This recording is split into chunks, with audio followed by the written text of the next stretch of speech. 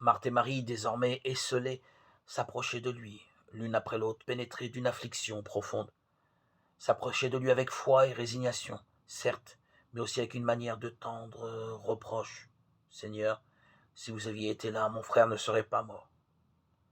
Tel est à toute époque, dans toutes les générations, le jugement qui a été porté, le doute qui s'est élevé sur lui dans le cœur de la créature.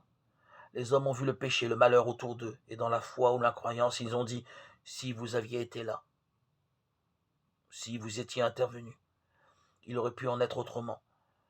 Le Créateur était là, devant cette scène de mort, contemplant la fin de son gracieux ouvrage.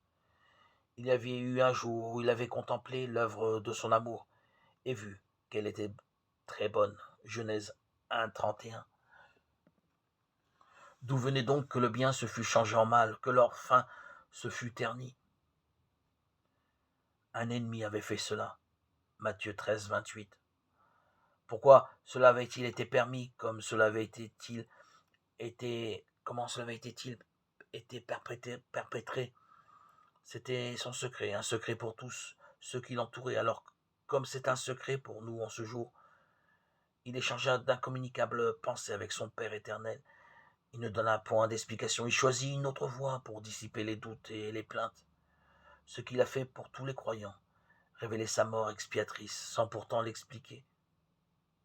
Il le fit pour Marthe et Marie, lorsqu'il s'avança en silence vers le tombeau, pour ressusciter leur frère.